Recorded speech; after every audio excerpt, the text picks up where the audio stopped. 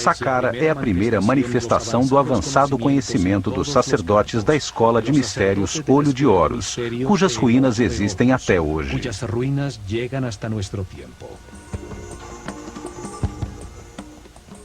Neste local foi construída a primeira pirâmide da Terra depois do dilúvio. Também foram usados pela primeira vez blocos modulares de pedra para a construção de um edifício.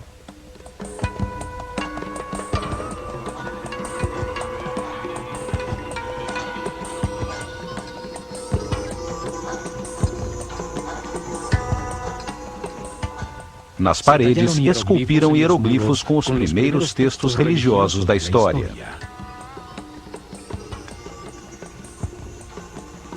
Neste local foi construído um enorme complexo subterrâneo de 12 pavimentos, com câmaras e galerias decoradas com os primeiros azulejos de cerâmica criados pelo homem. Nessas câmaras subterrâneas, encontrou-se mais de 40 mil urnas, tigelas e vasos de alabastro. Qual era a utilidade de tudo isto? Por que construir com tanto esforço túneis, câmaras e salões 30 metros abaixo do solo? Como iluminaram estes espaços para fazerem o complexo desenho cerâmico nos muros?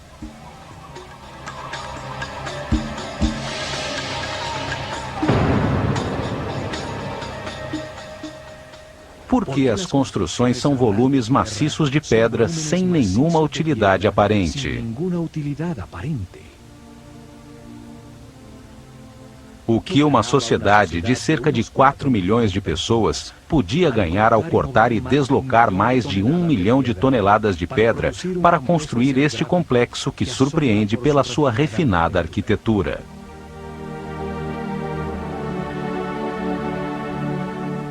Qual o objetivo de um trabalho tão elaborado de esculturas em pedra, colunas, baixos relevos e detalhes arquitetônicos refinados num edifício que não tinha nada em seu interior?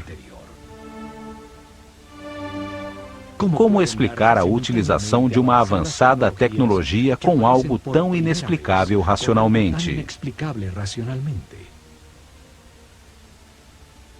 Saqqara é um dos maiores mistérios do Egito. Sua história nos revela as mais incríveis respostas.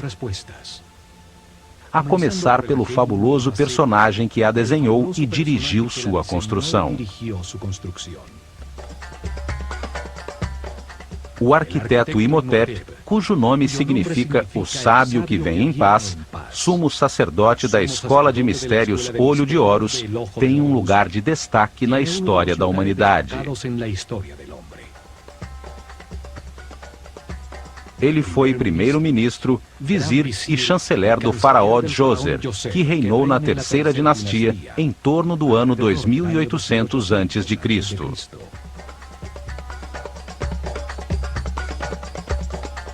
Imhotep nasceu no dia 31 de maio. Seu pai era o arquiteto Khanofer e sua mãe Creduonk. Algumas poucas estatuetas o retratam como uma pessoa simples, usando roupas sóbrias como as de um monge. Ele foi o pai da arquitetura, passando de trabalhos com madeira e barro a trabalhos com blocos modulares de pedra. Desenhou também as primeiras colunas esculpidas no formato de flores de lótus nos capitéis. Os mais refinados detalhes arquitetônicos e a harmonia de Saqqara destacam a sua grande maestria. Ele foi o primeiro filósofo da história da humanidade. Dedicou-se a analisar conceitos fundamentais como espaço, tempo, volume, a natureza das doenças, a existência de Deus e a imortalidade. Ele representa a base conceitual da civilização egípcia, como o movimento da consciência em direção a Ma'at, à justiça, ao correto, à harmonia e ao equilíbrio. Segundo Platão, a história sobre Atlântida que foi contada a Solon pelos sacerdotes egípcios é da época de Imhotep. Astrólogo e astrônomo, ele criou o primeiro registro sistemático da abóbada celeste. deixou-nos os primeiros mapas das constelações. Demonstrou o seu conhecimento dos equinócios ao usar as mudanças de era para determinar as etapas da revelação no desenvolvimento espiritual da civilização egípcia. Mas foram as qualidades de Imhotep como médico que o converteram em um semideus. Apenas 50 anos após a sua morte, o faraó Miquerinos lhe dedicou um templo que se tornou um lugar de peregrinações e de curas milagrosas. Os gregos que estudaram no Egito e que mudaram os nomes de todo mundo o chamaram de Asclépios ou Esculápio para marcar os seus feitos como médico. Também o chamaram de Hermes Trismegistus, 3 vezes grande, por suas qualidades como filósofo e físico, já que revelou as bases de como o universo funcionava. Imhotep foi o primeiro a compilar informações sobre como diagnosticar e curar muitas doenças. O caduceu, que hoje é símbolo da sociedade médica, era a vara de poder de Imhotep. Com ela, media a quantidade de energia vital que um ser humano processa em seu interior. Desta forma, sabia qual dos centros energéticos ou chakras utilizar para captar e processar a energia vital, bem como identificar onde existiam desequilíbrios celulares eletromagnéticos.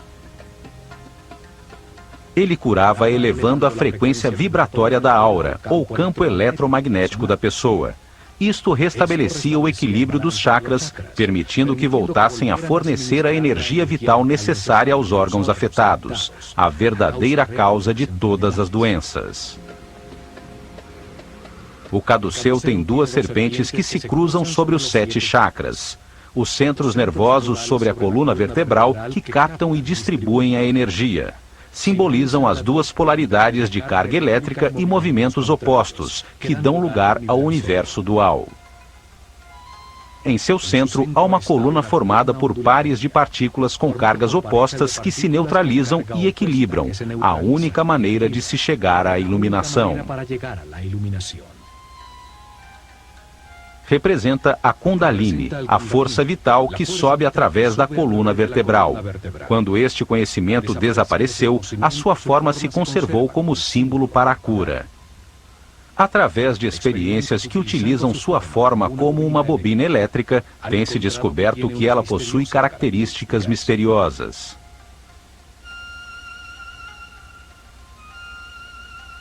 Quando se aplica uma corrente elétrica, não se detecta nenhum campo de força, embora os seus efeitos sejam comprovados, pois é gerada uma ressonância em todas as frequências e longitudes de ondas. Pode ser usado como emissor e receptor de sinais radioelétricos, como se emitisse raios laser.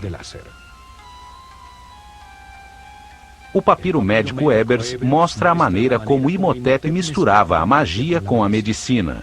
Suas fórmulas e remédios estão cheios de rezas e encantamentos, pois ele acreditava que a medicina não curaria sem que recebesse poder através da energia da palavra. Seus textos e ensinamentos passaram secretamente de geração em geração durante milênios. São a base dos conhecimentos gnóstico, templário, Illuminatis, Rosacruz e maçom.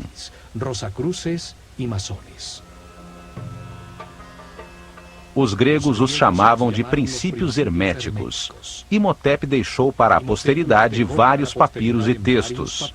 Um deles, o Kybalion, fala dos 7 princípios fundamentais do universo.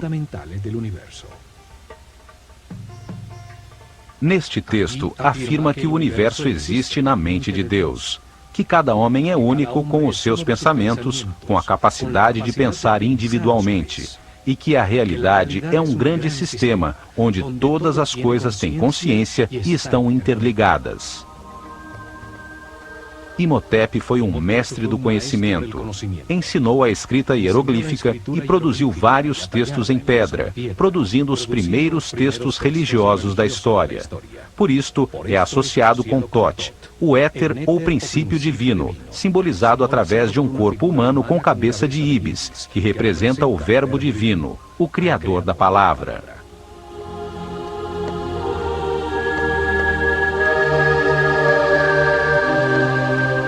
Não há dúvidas de que Imhotep foi um ser especial, e com o passar dos anos, ele se tornou um mito, associado ao divino. A ele foram atribuídos diversos nomes como Thoth, Mercúrio, Quetzalcoatl, Esculápio e Hermes Trismegistus, o 3 vezes grande. O termo hermético se converteu em sinônimo de sabedoria secreta. A mesma sabedoria que uma vez esteve nas mentes dos sacerdotes do Olho de Horus, dos quais um dos primeiros sumos sacerdotes foi Imhotep, o sábio que vem em paz.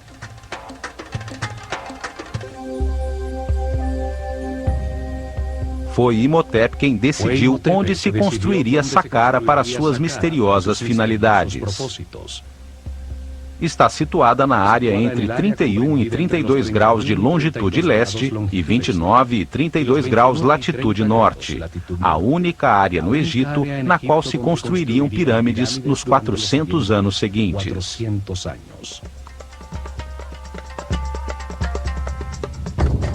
Uma zona desértica a 14 quilômetros ao sul do Cairo, ao lado de Mênfis, a desaparecida capital do Egito. Em Meidum, Hawara e Elahum estão as que ficam mais ao sul, e em Abu Hawash, a pirâmide que está mais ao norte. Foram construídas sobre uma plataforma de pedra que vai até Giza, 50 metros acima do nível do rio. Assim, garantia que o nível das águas não inundasse os trabalhos subterrâneos que havia planejado. Em uma zona onde existem outras 8 pirâmides menores, construídas nas dinastias 4, 5 e 6.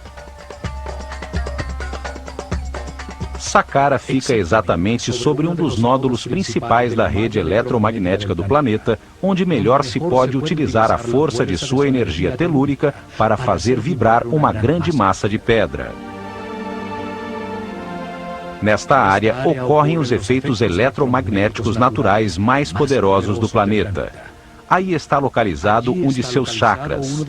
Aí também passa a corrente telúrica, a carga terra negativa que leva sua energia vital. Este é um local de confluência maior das chamadas linhas-lei, perfeito para que um grande volume de pedra, com alto conteúdo de cristais de quartzo, ao vibrar, produza energia estática negativa devido à fricção de suas moléculas. A atmosfera está carregada com 500 volts de corrente positiva por metro quadrado, 5 vezes o normal. É um ponto de poder no planeta, que aumenta os efeitos energéticos da pirâmide que Imhotep construiu. Esta localização de Saqqara era fundamental para poder utilizar a pirâmide como um condensador elétrico que captava, como uma antena, a energia positiva da atmosfera nos cristais de quartzo das louças de granito que uma vez cobriram sua parte exterior.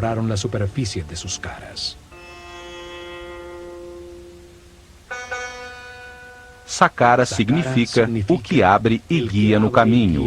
Seu símbolo é o chacal, que guia os perdidos no deserto até levá-los às terras cultivadas, até as terras do homem civilizado.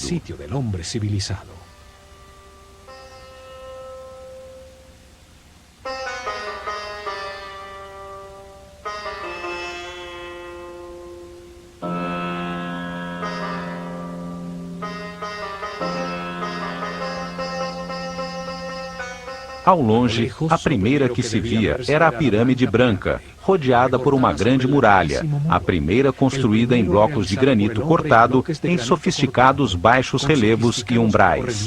Uma obra muito mais complicada que a própria pirâmide. 130 mil toneladas de granito formavam um muro de pedra alto e especial que rodeava os 15 hectares do complexo, protegendo-o do caos exterior e atribuindo-lhe uma forma retangular, ajustada exatamente na direção cardeal norte-sul, paralela ao curso do Nilo.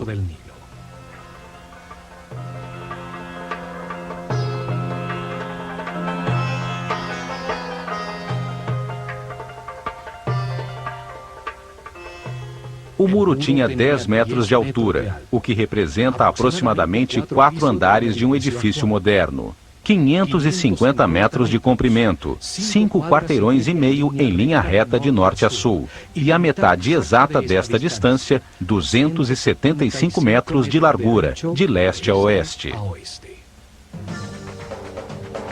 O muro é o primeiro componente da máquina quântica desenhada por Imhotep em Saqqara. Todo o complexo era como um grande circuito eletrônico, só que em pedra e em maior escala. O muro funcionava como um cordão eletromagnético que isolava o complexo, fechando e protegendo todo o circuito. Para cumprir este objetivo, não são necessários cabos elétricos, apenas que as moléculas do material que lhe dão forma tenham um alto conteúdo de cristais de quartzo. O granito de Tura, local muito próximo de Saqqara, tem um grande conteúdo de quartzo. O quartzo organiza as suas moléculas em tetraedros, uma das 5 formas básicas das quais a matéria é constituída, os chamados sólidos platônicos. Ao vibrar com o planeta, os tetraedros se friccionam entre si, produzindo uma carga elétrica.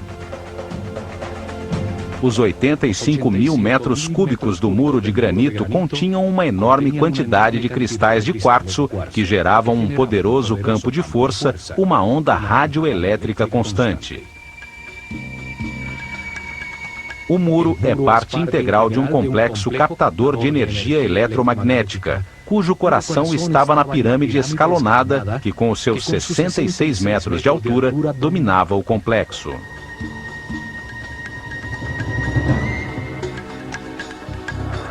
A forma do muro era surpreendente. Entrava e saía de forma regular, gerando pórticos em intervalos constantes. Baixos relevos verticais marcavam os pórticos, que embelezavam e regularizavam o conjunto, produzindo uma sensação de harmonia com um estilo arquitetônico quase ultramoderno.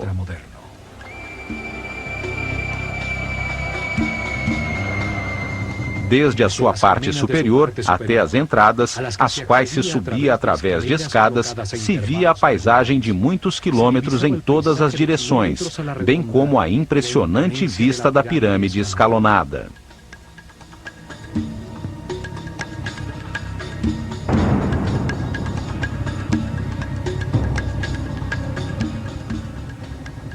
Não só foi a primeira construção monumental construída em pedra talhada pelo homem, mas tem uma série de detalhes arquitetônicos que indicam uma maestria e um conhecimento que nunca foram superados em todo o desenvolvimento posterior àquela civilização.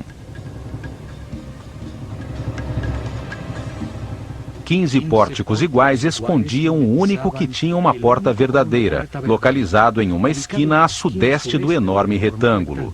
Constituía-se de um estreito corredor de acesso que só permitia a entrada de um visitante por vez.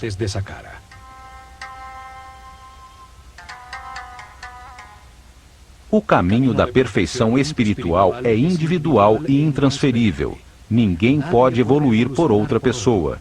Por isto, em Saqqara, só entrava uma pessoa de cada vez.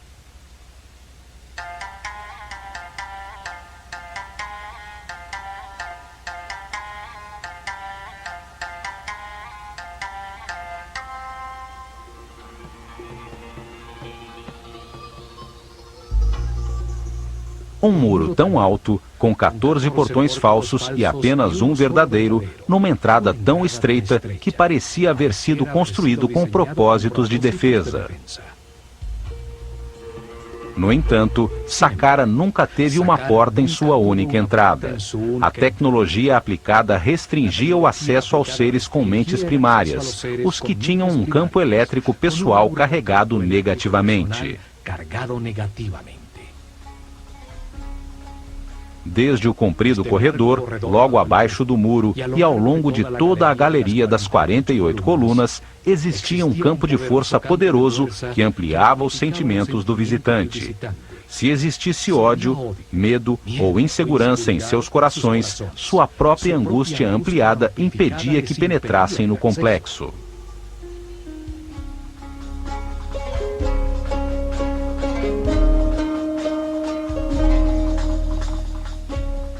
Apenas os puros de coração podiam entrar em Saqqara quando o complexo e a escola de mistérios Olho de Horus funcionavam naquele local. A imponente galeria tem 48 colunas. Sua forma esotérica é a mesma do DNA humano. 20 pares de colunas estreitamente unidas a seus muros, dispostas no sentido em que caminha o Sol sobre o feixe de avanço da energia, a espiral da molécula.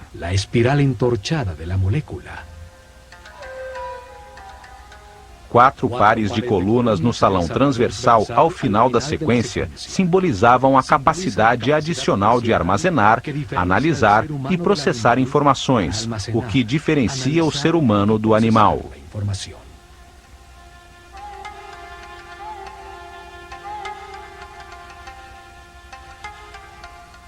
As colunas totalmente modulares e com 7 metros de altura estavam dispostas seguindo uma série de princípios arquitetônicos que se repetiriam milhares de anos depois no Partenon. Cada coluna tinha a forma de um papiro. O cilindro tinha uma ligeira convexidade e se estreitava em sua parte superior, acentuando a verticalidade para enganar a visão. Sem esse truque, se veriam curvas sob um ângulo distante. O restaurador de Saqqara, Jean-Philippe Loé, também descobriu que na profundidade da galeria, as colunas mais distantes estavam ligeiramente distanciadas entre si, aumentando a perspectiva e produzindo a sensação de que a galeria era maior.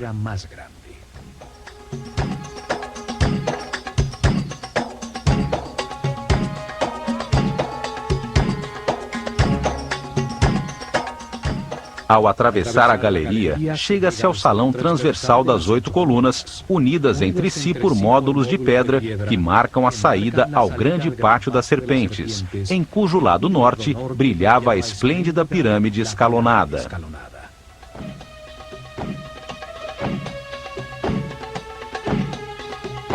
O pátio estava originalmente delimitado por altos muros com intrincados baixos relevos. Formava nichos com uma forma que simboliza uma porta e que, posteriormente, apareceria nos muros de todas as tumbas egípcias.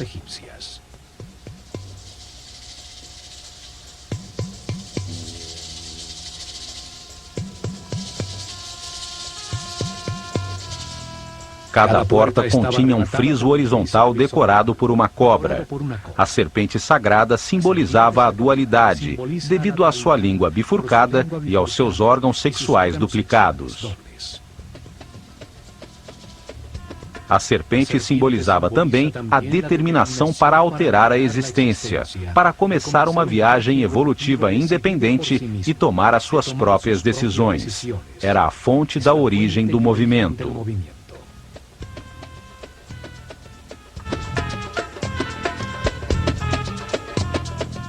Neste pátio realizaram-se muitas cerimônias, a maioria com discípulos da escola. Ao menos uma vez por ano, o faraó vinha a este local para ser coroado novamente pelo sumo sacerdote da escola Olho de Horus, com uma coroa branca e vermelha que simbolizava o seu poder sobre todo o Egito. Quando o reinado do faraó completava 30 anos, realizavam uma cerimônia de renovação, chamada El-Heb-Sed. Nesta cerimônia, o faraó, adornado somente com as insígnias de seu poder, corria ao redor do pátio das serpentes, simbolizando o seu rejuvenescimento e demonstrando sua força para governar o plano físico. O muro na parte sul do pátio formava a fachada da chamada Tumba Sul, uma capela falsa, feita de pedra maciça, cuja verdadeira função era dissimular um dos acessos ao complexo subterrâneo.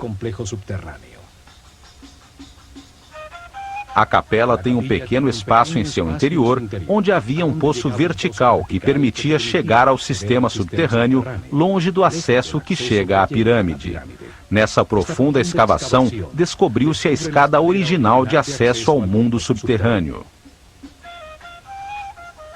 Os dois poços verticais de acesso, o da pirâmide e o da Capela Sul, foram encontrados selados com tampas circulares de granito que pesavam mais de 10 toneladas. A capela na superfície era só uma fachada falsa para este acesso. A verdadeira vida de Saqqara estava abaixo da terra.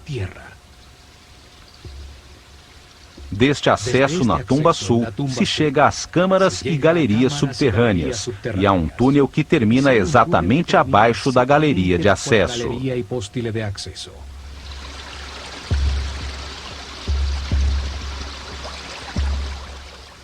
A planta de todo o complexo parece o processador central de um computador.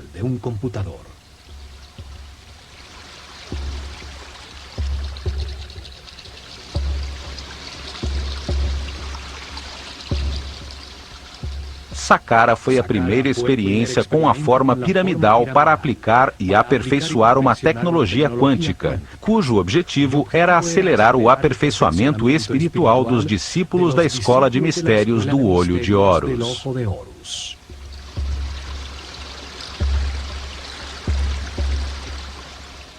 Durante 400 anos, construíram cerca de 100 pirâmides com formas, tamanhos e materiais diferentes, até que o desenho foi aperfeiçoado na Grande Pirâmide de Quéops. Estes conhecimentos foram herdados da civilização Atlante. Tinham como objetivo converter grandes formas piramidais em máquinas quânticas, para a produção de colunas estacionárias de energia que permitiam elevar a frequência de vibração dos iniciados. Isso aumentava a energia vital, ampliava o poder mental e despertava novos sentidos, como a telepatia, bem como a sensibilidade para perceber a aura de outras pessoas. Permitia que a consciência se posicionasse acima do tempo e percebesse a cadeia de reencarnações já vividas.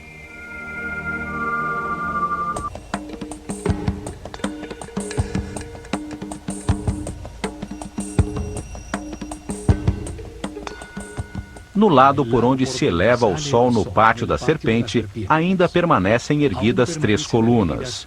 Elas formavam o centro do chamado Templo Real de Heb-Sed, um pavilhão utilizado pelo faraó e pelos sacerdotes do Olho de Horus durante as celebrações.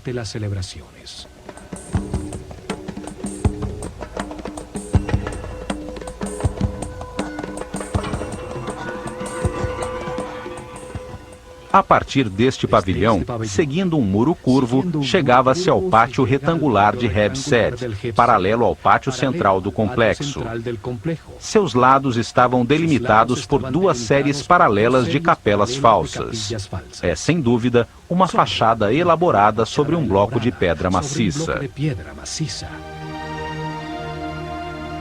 Cada série tinha 13 estranhas e misteriosas capelas de pedra maciça. Seus muros não produziam nenhum espaço útil em seu interior. Eram apenas uma fachada bem elaborada, com refinados detalhes arquitetônicos. Sua forma disfarçava o verdadeiro propósito de todo o complexo. A intrincada rede de câmaras, túneis e galerias subterrâneas, desenhadas como um enorme circuito eletrônico, produziam um vórtice eletromagnético. Na frente de cada capela falsa, através de uma estreita e tortuosa passagem, chegava-se a um pequeno santuário exterior, onde estariam as representações simbólicas das forças tutelares do Egito, os protetores divinos.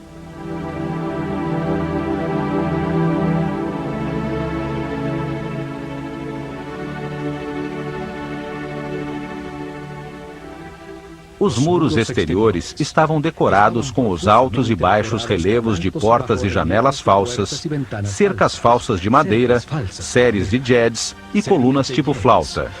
Enfim, uma cenografia completa talhada em pedra.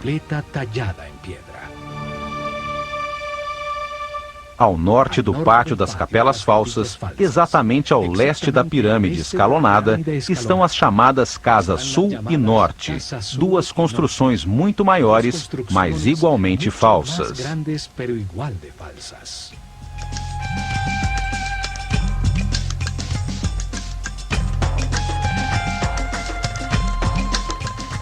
A fachada da Casa Sul tem colunas cilíndricas com capitéis em forma de flor de lótus, símbolo do Alto Egito. Em uma das paredes de um estreito corredor está a pichação mais antiga do mundo, hierática e com comentários que fazem referência ao faraó Djoser. Foi feita por visitantes durante a 18ª dinastia. A fachada da Casa Norte tem colunas com papiros, o símbolo do Baixo Egito, o delta ao norte do país. Neste local, durante a cerimônia do Hebsed, o rei recebia a coroa vermelha, que simbolizava sua autoridade sobre este território.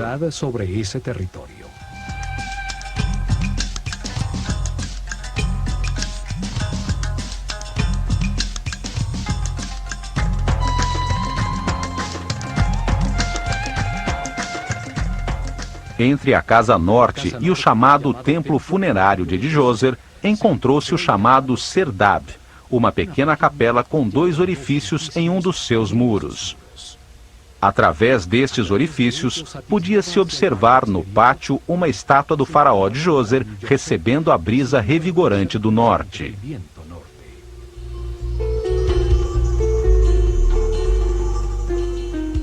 Esta figura impressionante, cujos olhos incrustados de cristal se perderam, é a primeira imagem tridimensional de tamanho natural de um monarca egípcio que se mantém até os dias de hoje.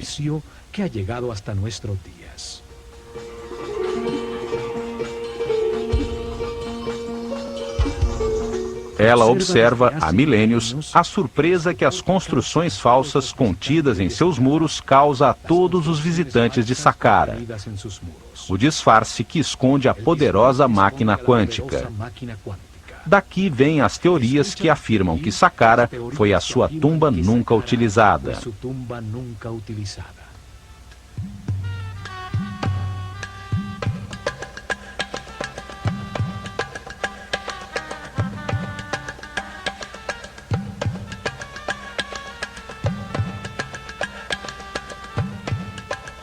Ao seu lado se encontram as ruínas do templo anexo à pirâmide, com seu único acesso no lado leste.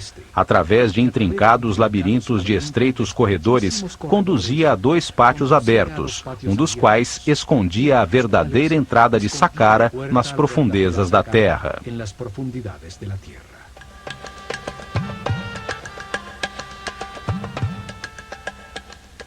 Este pátio tinha como objetivo despistar o acesso principal às galerias subterrâneas. Este esquema de um templo anexo se repetiu em todas as 108 pirâmides que foram construídas nos anos seguintes.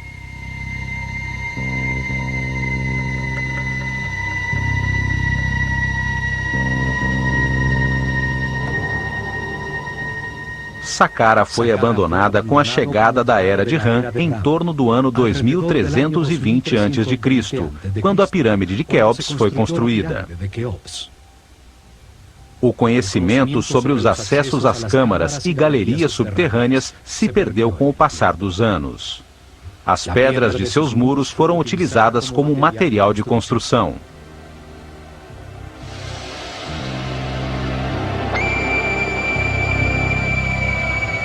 Muitos nobres de períodos posteriores construíram suas tumbas neste lugar sagrado. Hoje, acredita-se que foi um cemitério e que o complexo original é a tumba do faraó Djoser. Durante a 26ª dinastia, em plena decadência da civilização egípcia, ninguém sabia que o templo anexo escondia a entrada à câmara principal. Por ordem do faraó, foi cavado um amplo túnel do lado sul, embaixo da pirâmide, pois se acreditava que ali estava a entrada.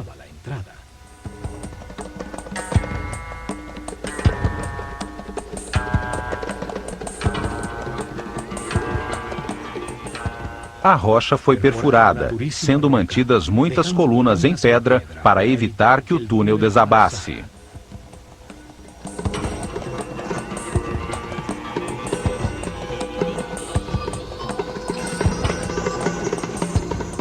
Até que chegaram à Câmara Central, um espaço vazio de 12 andares de profundidade, um poço vertical com a forma de um obelisco virtual, bem no coração da pirâmide.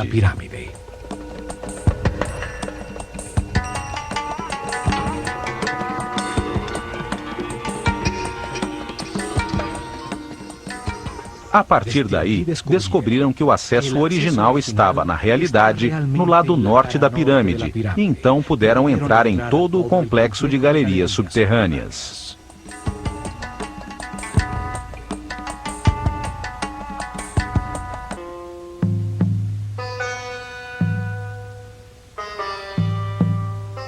A construção de Saqqara foi feita em 3 etapas, planejadas desde o início por Imhotep. Estas etapas permitiam que o complexo fosse crescendo e que a pirâmide se expandisse como o corpo de um ser humano. A primeira etapa começou com a construção da coluna vertebral do complexo, a escavação do poço vertical da pirâmide, que descia até uma profundidade de 30 metros.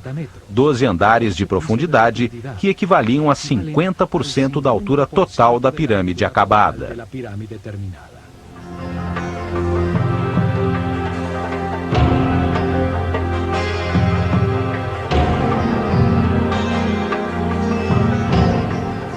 Nesta profundidade foram cavados centenas de metros de túneis, bem como uma série de câmaras e galerias, parte fundamental do sistema.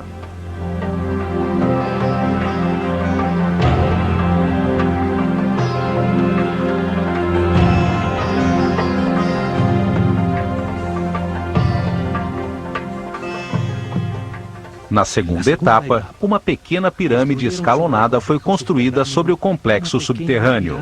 Seu peso era exatamente 50% da pirâmide projetada. Utilizava apenas metade dos recursos e do esforço total.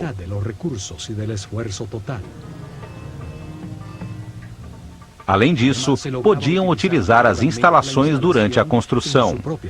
A carga elétrica gerada pela pirâmide pequena era utilizada para produzir ondas eletromagnéticas que facilitavam o deslocamento de todo o material necessário para a construção do complexo.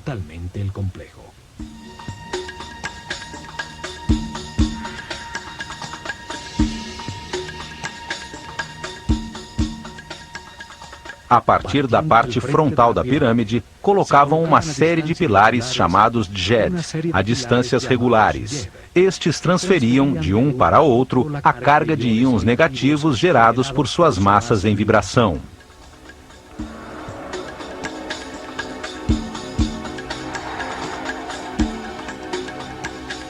Cada pilar tinha 2 bobinas de arame de ouro enrolados sobre madeira, verticalmente dispostas. A primeira na parte inferior, a segunda na parte superior. O pilar era colocado sobre uma cavidade de fibra molhada em água salgada que produzia um excelente contato terra. Era necessário que um sacerdote de alto nível de consciência e vibração controlasse a energia da mente, de modo a permitir a transferência do fluxo de íons ao primeiro pilar na frente da pirâmide. A partir daí, a carga elétrica fluía de maneira regular de coluna em coluna. Gerava uma avenida eletromagnética até chegar a Tura, a uma pequena distância de Saqqara em frente ao Nilo, no âmbito de poder da pequena pirâmide, onde se localizavam as pedras de granito de quartzo. as louças de granito eram colocadas na frente do último djed. Então, o sacerdote as golpeava com a sua vara, induzindo nas moléculas de quartzo a mesma carga negativa das ondas eletromagnéticas. As duas cargas iguais se repeliam e o bloco levitava. Este é o mesmo princípio utilizado atualmente pelo trem-bala no Japão, que flutua sobre o poderoso campo eletromagnético dos trilhos, que possui a mesma polaridade do trem.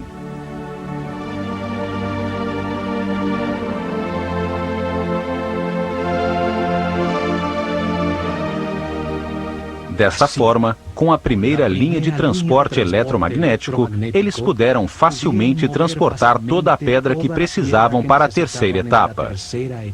As 425 mil toneladas de pedra para ampliar a pirâmide e as 135 mil toneladas de granito para o muro externo.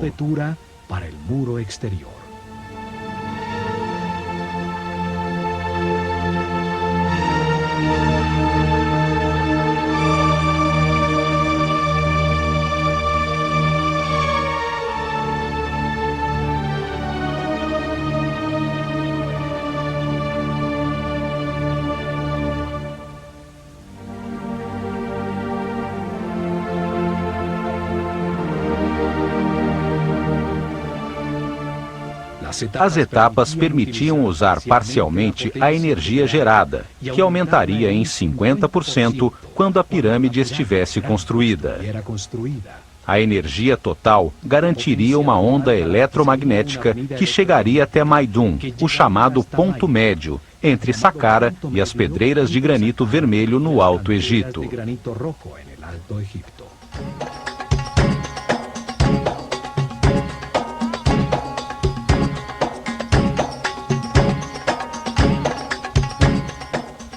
Esta tecnologia e conhecimento foram herdados dos Atlantes e se baseiam nos princípios da mecânica quântica que nossos cientistas apenas começam a entender.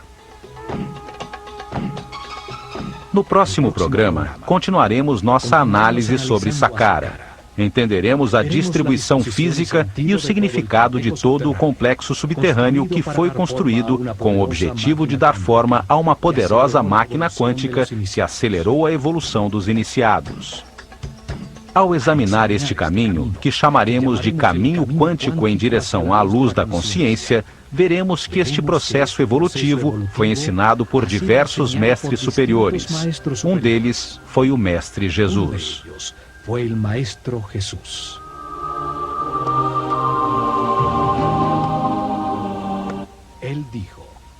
Ele disse que, se seguíssemos o caminho da luz e da vibração do amor, realizaríamos coisas ainda maiores. Ele se referia à utilização das partículas subatômicas da luz, à força criativa que deu forma a este universo.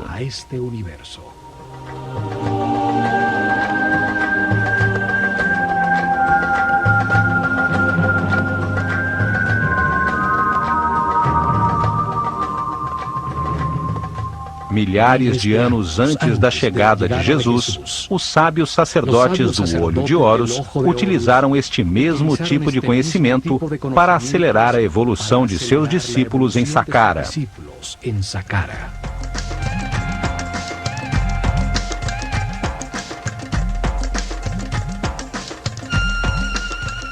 Construíram grandes formas piramidais, máquinas quânticas para a produção de colunas ondulatórias de energia, que usaram para elevar a frequência de vibração dos iniciados.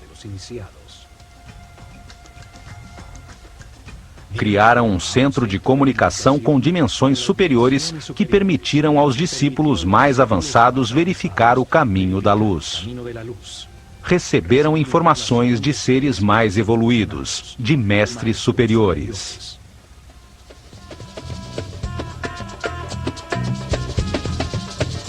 No plano físico, ao produzir estas ondas eletromagnéticas e efeitos de supercondutividade em diversos materiais, facilitaram a construção de seus templos, os livros vivos da Escola de Mistérios do Olho de Horus.